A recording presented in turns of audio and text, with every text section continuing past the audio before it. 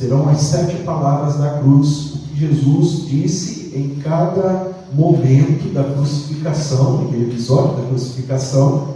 E hoje nós vamos fazer uma introdução, falar da primeira palavra, e a cada domingo falaremos de 2 palavras, 2 frases que Jesus disse na cruz, até que nós venhamos a encerrar o mês de julho. E nesta oportunidade, então, peço que você que abra a sua Bíblia em Mateus, no capítulo 23, verso 34.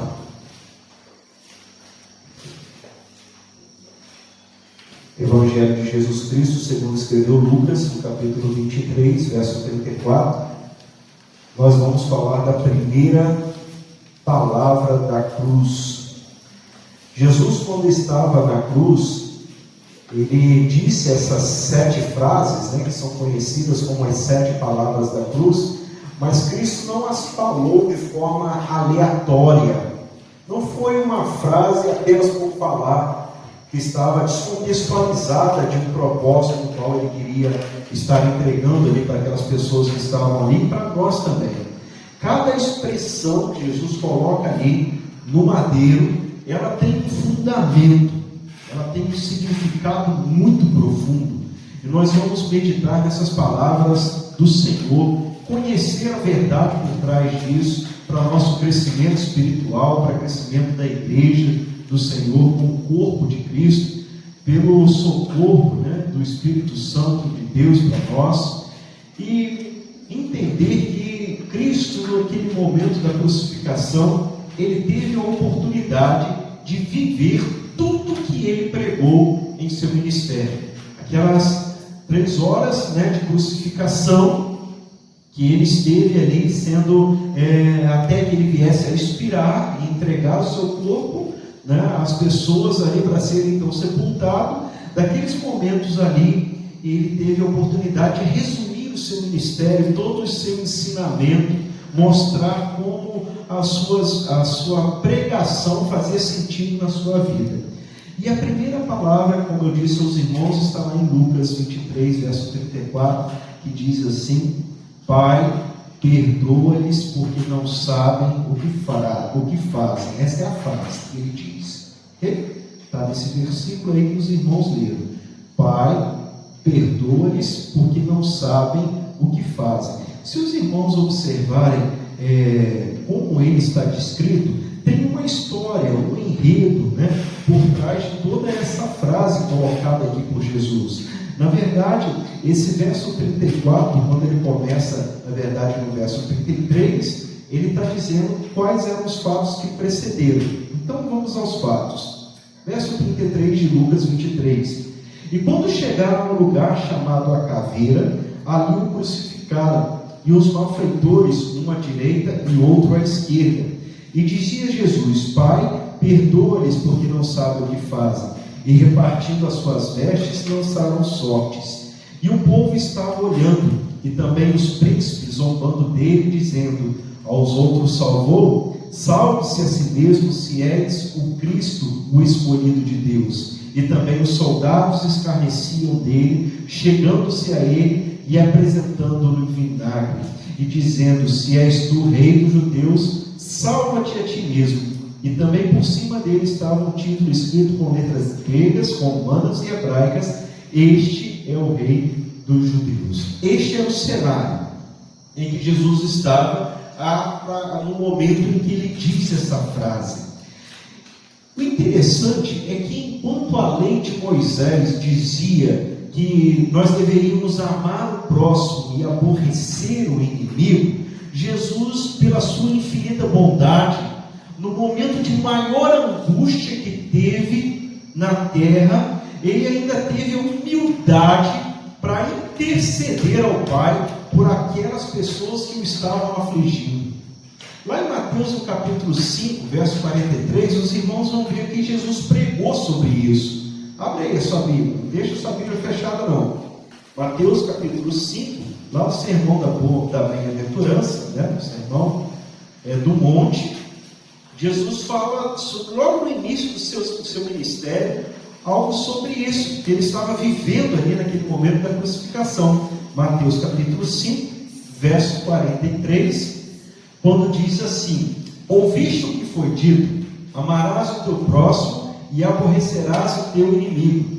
Eu, porém, vos digo, amai os vossos inimigos e bendizei os que vos maldizem, fazei bem aos que vos odeiam e orai pelos que vos maltratam e vos perseguem, para que sejais filhos do Pai que está nos céus, porque faz com que o sol se levante sobre maus e bons, e a chuva desça sobre justos e injustos. Pois se amardes os que vos amam, que galardão tereis? Não fazem os publicanos também o mesmo?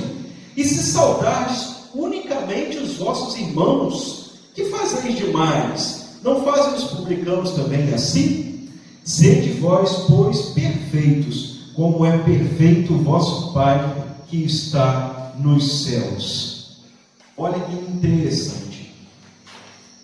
Aquelas pessoas que estavam ali afligindo Jesus, fazendo mal para Jesus, não poderiam receber de Jesus outra palavra que não aquela que ele pregou.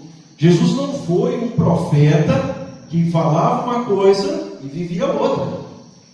Ele já começou o seu ministério dizendo que a lei de Moisés, embora pregasse que as pessoas deveriam amar aqueles que o amavam, o próximo, e aborrecer o inimigo, ele traz uma novidade sobre um amor incondicional, que era o amor de Deus para com os homens.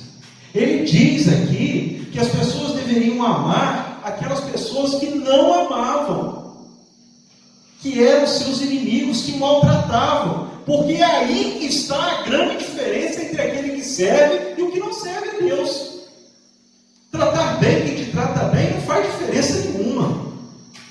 O mundo inteiro faz isso, mas a igreja é diferente. Ser cristão se implica em fazer diferente, porque implica em fazer o que Cristo faz. E no momento da sua angústia, no momento da sua aflição, ele deu uma oportunidade de arrependimento para receber o perdão dos pecados, a esperança da salvação, a continuidade da vida após essa, ao lado de Deus, exatamente para aquelas pessoas que o estavam afligindo, que o estavam maltratando. Homem de dores, sacrifício vivo para a remissão dos nossos pecados, foi humilhado das mais terríveis e diversas formas que um ser humano pode ser humilhado, com todo o poder para transformar o universo em minúsculas partículas, ou desfazer, ou fazer desaparecer repentinamente tudo que estava à sua volta. Ele não pediu vingança a Deus, ele pediu que Deus perdoasse. Ele podia muito bem falar: Senhor, queima ele. Senhor, destrói esse inimigo aqui. Senhor, afasta de mim. Senhor, destrói, tira da minha presença, não estou conseguindo mais. Mas ao invés disso, Jesus clama a Deus que o perdoasse, deixando em si mesmo o maior exemplo de bondade, de humildade, porque o perdão, ele é uma coisa sublime. O perdão, ele é de Deus. O interessante, meus irmãos, que fica aqui implícito nessa fala de Jesus, é que aqui ele se havia despido de toda a deidade, né, de tudo que ele era de Deus, e se colocou aqui numa forma 100% homem, para sofrer os sacrifícios na cruz como homem, e não como Deus. Muita gente dizia: mas Jesus sofreu tudo que sofreu naquela cruz, porque ele era Deus, ele podia sublimar, né, suas dores, suas emoções, ele passou ali sem sentir dor nenhuma. Mas não, ele estava ali como homem. E a prova disso é que ele ora a Deus pedindo para perdoar os pecados daquelas pessoas, porque de outro modo ele mesmo poderia perdoar, sendo Deus. Não foi assim? No mês passado nós estávamos falando aqui sobre aquela pessoa que desceu do telhado, né? Lembra disso? Nós estávamos aqui na mensagem. E quando ele viu aquela pessoa descendo do telhado, ele disse: perdoados estão os teus pecados. Não foi isso? Porque Porque ele era Deus e ali estava representando-se como Deus e tinha autoridade, poder para perdoar os pecados. Mas na cruz não estava lá como Deus, estava como homem, sofrendo como homem. E aí então ele intercede, pedindo que Deus então pudesse perdoar. No Evangelho de João, no capítulo 3, verso 17, Jesus disse assim: Deus enviou seu Filho ao mundo, não para que condenasse o mundo, mas para que o mundo fosse salvo por ele. Não foi para condenar, não foi para dizer quem estava certo, quem estava errado. Ele deixava que cada um chegasse a essa própria conclusão. João, no capítulo 12, no verso 47, Jesus ainda diz assim: e se alguém ouvir as minhas palavras e não crer, eu não julgo, porque eu vim não para julgar o mundo, mas para salvar o mundo. Cristo, ele nos ensina a perdoar. Cristo, ele nos ensina a não julgar, a não condenar, a não dizer o que vai acontecer ou deixar de acontecer com qualquer pessoa. Ele não nos ensina a praguejar, ele não nos ensina a vingança, ele não nos ensina a desejar o mal para ninguém, absolutamente ninguém, e nem esperar que alguma coisa ruim possa acontecer com qualquer pessoa, por mais ímpio que ela seja, por mais avesso que possa ser um indivíduo diante de Deus ou diante dos homens. Não existe na boca de Jesus palavras como tomara que quebre a cara. Jesus nunca disse nada disso. Em momento nenhum Jesus desejou que alguém se desse mal na vida. Daqui a alguns dias você vai ver, vai perder tudo que ganhou, vai botar fora tudo. Daqui a algum dia vai acontecer tal coisa. Esse tipo de frase não saiu da boca de Jesus. Muito pelo contrário. No Evangelho de Mateus, que nós lemos aqui no verso 5, verso 43 em diante, Jesus estava dizendo para aquelas pessoas que se amardes os que vos amam, que recompensa tendes? Nenhuma. Em Lucas, no capítulo 6, verso 27 a 29, Jesus ainda disse: mas vós que me ouvis, digo, amai os vossos inimigos, fazei o bem aos que vos aborrecem, bendizei os que vos maldizem, e orai pelos que vos caluniam. E continua o texto: ao que te ferir numa face, oferece-lhe também a outra, e ao que houver tirado a capa, nem a túnica recuses. Ama, pois, aos vossos inimigos, e fazei o bem, e emprestai, sem nada esperardes, será grande o vosso galardão, e sereis filhos do Altíssimo, porque ele é benigno até para com os ingratos e maus. Sede, pois, misericordiosos, como também vosso Pai é misericordioso. A lição de Jesus é o contrário. Ele estava pregando e insistiu em pregar durante todo o seu tempo aqui no mundo, dizendo que o perdão era sublime, que o perdão era para ser vivido, era para ser pregado, para ser exemplificado, mostrado. E não seria a cruz ou o seu momento de angústia, o seu momento de sofrimento, que iria fazer com que Cristo esquecesse aquilo que ele pregou. Lá em Mateus 6, no verso 12, 14 e 15, Jesus estava dizendo o seguinte: Pai, perdoa-nos as nossas dívidas, assim como nós temos perdoado os nossos devedores. Porque, e aí presta bem atenção, se perdoardes aos homens as suas ofensas, também o vosso Pai Celeste vos perdoará. Se, porém, não perdoardes aos homens as suas ofensas, tampouco o vosso Pai vos perdoará as vossas ofensas.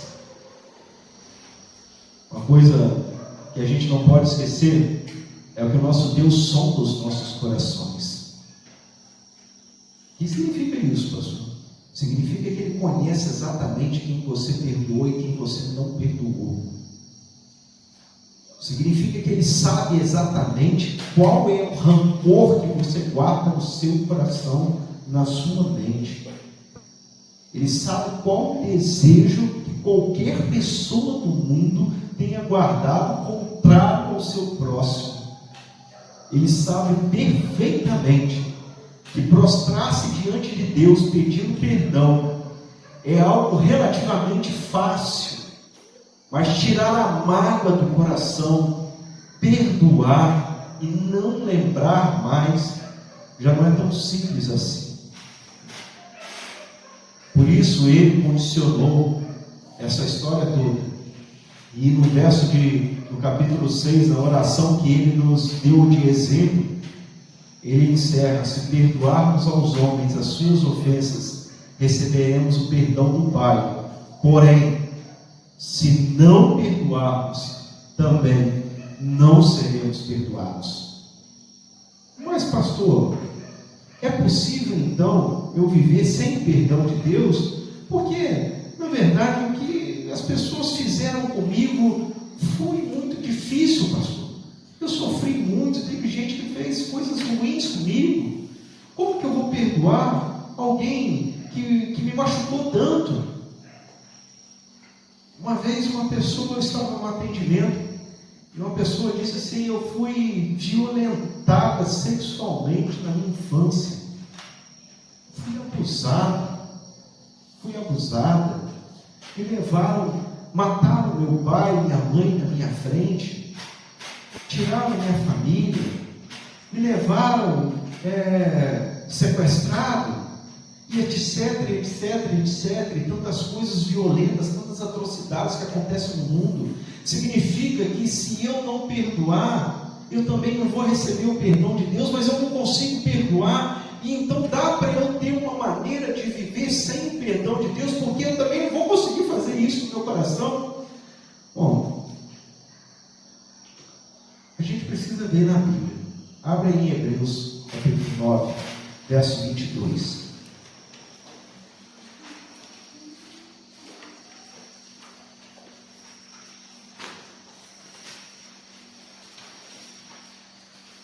Hebreus capítulo 9, verso 22, nós vamos encontrar uma expressão interessante. Como então é possível viver sem perdão de Deus? O texto fala assim: e quase todas as coisas segundo a lei se purificam com sangue, e sem derramamento não há remissão. Ou seja, se derramamento de sangue, não há remissão de pecados. O escritor de Hebreus está aqui narrando que lá no Antigo Testamento, para que os pecados do povo fossem perdoados, havia um sacrifício. E naquele sacrifício que era feito, eles recebiam um ano de perdão, se Deus aceitasse aquele sacrifício.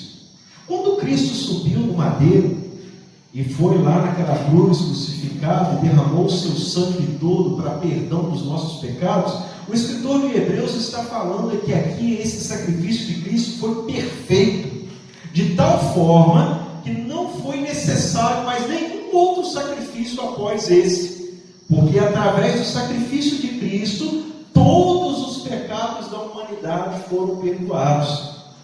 Era necessário que houvesse derramamento de sangue, e esse derramamento foi feito. E é pelo sangue de Cristo que nós somos purificados dos nossos pecados. Mas e se eu não quiser? Sem remissão, os nossos pecados prevalecem.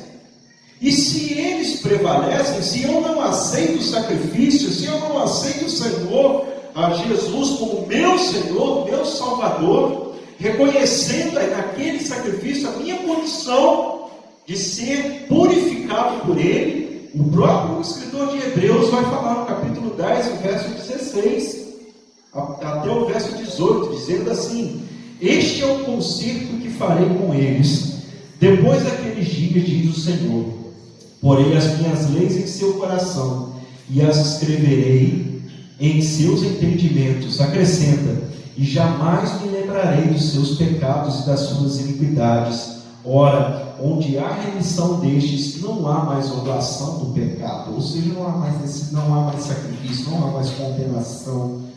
Sem remissão, os nossos pecados continuam. E o que acontece com um indivíduo que não tem os seus pecados perdoados por Deus? O escritor de Romanos fala isso. Paulo escreve aos Romanos. Então vai lá, Romanos no capítulo 3, no verso 22. E você vai ver o que acontece. Eu não perdoo, não sou perdoado por Deus, e o que isso vai gerar na minha vida? Romanos 3, 22. Isto é a justiça de Deus pela fé em Jesus Cristo, para que todos e sobre todos os que creem, porque não há diferença, porque todos pecaram e destituídos estão da glória de Deus, sendo justificados gratuitamente pela graça, pela redenção que há em Cristo Jesus. Ou seja, eu estou condenado, eu estou destituído da glória de Deus. No céu eu não vou entrar, porque no céu não entra pecado. O céu é um local sublime de perdão, de realização, de não há dívidas a serem pagas lá. Tudo tem que ser resolvido aqui. Os meus pecados precisam ser perdoados por Jesus enquanto eu estiver vivo. E eu preciso perdoar o meu irmão enquanto eu aqui estiver, porque senão não tem porta aberta para o irmão. Permanecerei destituído da glória de Deus, sem dúvida nenhuma. Sua entrada no céu, meu irmão, depende de você aprender a perdoar, para que você seja perdoado por Deus. Porque se você não aprender a perdoar, tampouco será perdoado por Deus.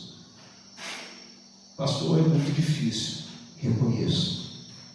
Uma certa vez eu estava vendo um documentário, já era um pouco tarde, era um programa desses de repórter, estava passando sobre um rapaz que era formado em Direito, e ele resolveu, numa favela de São Paulo, fazer uma ONG. Fundou uma ONG, e naquela ONG ele tentava ensinar os pais a educar os filhos sem usar a violência. Ele chamava os pais para uma reflexão, uma conduta, como transmitir valores, educação, sem agredir os filhos. Interessante o trabalho dele, era muito bacana. E aí aquele trabalho chamou muita atenção das pessoas que estavam ali. E uma repórter foi até lá conhecer aquele rapaz.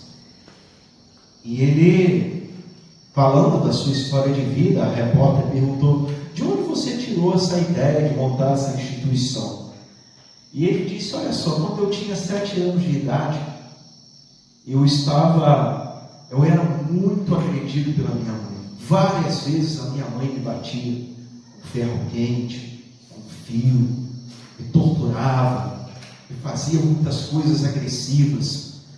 E um dia, e sempre que ela me batia, ela falava comigo assim: se você falar com seu pai, eu vou te cortar a sua língua.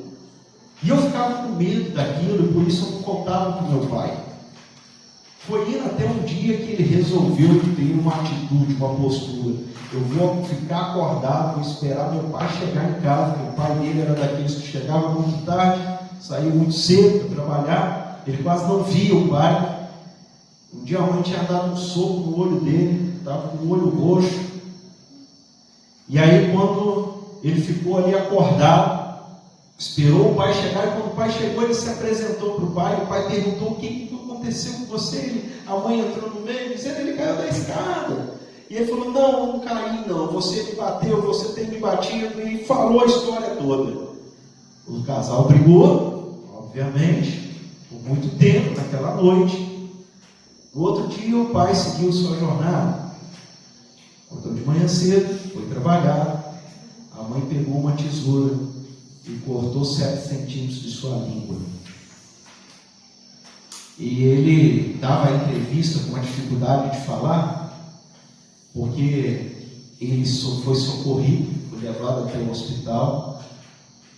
E ali na médica, fazendo ali sua sutura, né? Fazendo ali, costurando a língua, a médica viu que ele tinha sinais de agressão por todo o corpo, chamou a polícia. A mãe foi presa, condenada por vários crimes de tentativa de homicídio, tortura, violência, enfim, pegou uma cadeia enorme, lá de muitos anos. E aquele pai que não podia cuidar do filho, né?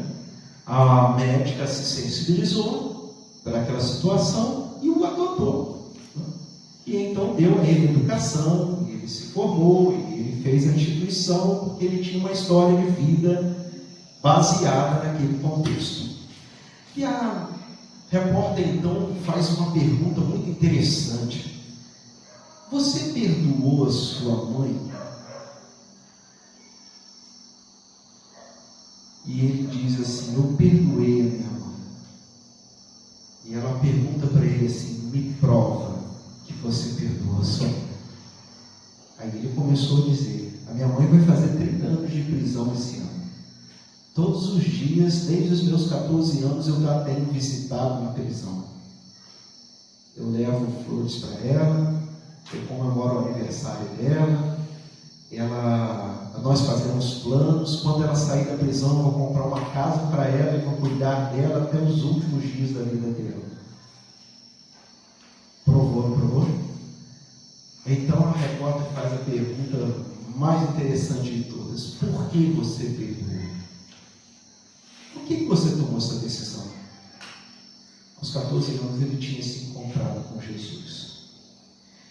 Ele tinha percebido, por todos os 7 anos de vida que ele tinha vivido, nos últimos, desde os 7 até os 14, que todas as vezes que ele se lembrava de tudo que tinha acontecido com ele, as violências e tudo, era como se a mãe ainda estivesse ali violentando-o, agredindo. A mãe não estava próxima a ele, mas ele sofria como se a sua mão estivesse lhe castigando. Ele sentia a dor e ele chorava. E ele era o único diferente na sua turma da escola, que falava diferente, que tinha a cor da pele diferente, que era de um contexto diferente dos seus colegas que estavam ali, daquela educação que estava sendo oferecida. E ele penalizava a mãe: a culpa da minha mãe fez isso comigo. E sofria por conta daquilo. E ele começou a perceber que a vida dele ia ser de eterno sofrimento, que ele nunca seria ninguém na vida, e em todo instante ele ia culpar a sua mãe pelo seu fracasso.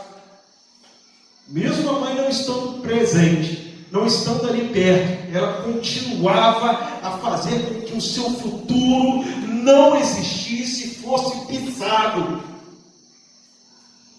Até um dia que ele falou assim: eu só tenho uma saída disso. Eu preciso perdoar a minha mãe. Não porque ela merece, mas porque eu não mereço. Eu não mereço continuar sofrendo. Eu não mereço continuar assim. Eu preciso sair desse buraco. E só tem uma saída, e é através do perdão.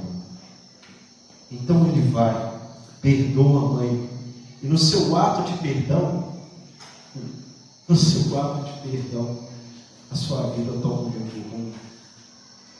Meu irmão, tem uma história narrada lá em Mateus, no capítulo 18, no verso 23, próximo do texto que nós lemos, em que Jesus está dizendo uma parábola sobre um credor incompassivo. A parábola é assim: por isso o reino dos céus pode se comparar a um certo rei que quis fazer contas com os seus servos. E começando a fazer contas, foi apresentado um que lhe devia 10.000 talentos. E não tendo como pagar, o seu senhor mandou que ele, sua mulher e os seus filhos fossem vendidos, com tudo quanto tinha, para que a dívida se lhe pagasse. Então aquele servo, prostrando-se, reverenciava, dizendo: Senhor, seja generoso para comigo, e tudo te pagarei. Então o senhor daquele servo, movido de íntima compaixão, soltou-o e perdoou-lhe a dívida. Saindo, porém, aquele servo encontrou um dos seus conservos que lhe devia 100 dinheiros, e lançando mão dele, sufocava, dizendo: paga-me o que me deves. Então seu companheiro, prostrando-se aos seus pés, rogava-lhe, dizendo: seja generoso para comigo, e eu tudo te pagarei. Ele, porém, não quis, antes foi encerrado na prisão, até que pagasse a dívida. Vendo, pois, os seus conservos o que acontecia, contristaram-se muito, e foram declarar ao seu senhor tudo o que passara. Então o seu senhor, chamando a sua presença, lhe disse: servo malvado, perdoei-te toda aquela dívida porque me suplicaste. Não devias tu igualmente ter compaixão do teu companheiro, como eu também tive de misericórdia de ti? Indignando-se, o seu senhor entregou aos atormentadores, até que pagasse tudo que devia. E assim vos fará também meu Pai Celestial, se de coração não perdoardes cada um do seu irmão as suas ofensas. Sabe quanto que esse cara devia, trazido em aplicação de dinheiro atual? Esse camarada estava devendo 197 milhões e 100 mil reais. Ele estava devendo essa quantia. Você consegue pagar isso? Se você estivesse devendo isso, falasse com você: meu filho, você está devendo para mim 197 milhões. O que você faz? Você consegue pagar? É uma dívida impagável. Impagável. Não tem como quitar. Aquele rapaz chegou e disse: Senhor, tem compaixão de mim, que eu vou te pagar. Mentira, eu não ia pagar nada. Não tem como pagar. Ninguém que você conhece, ninguém que eu conheço, tem como pagar uma dívida dessa. Está devendo dinheiro desse, nem o país inteiro. Não tem como pagar. E aquele cara que ele encontrou, ele devia 100 dinheiros. Sabe quanto significa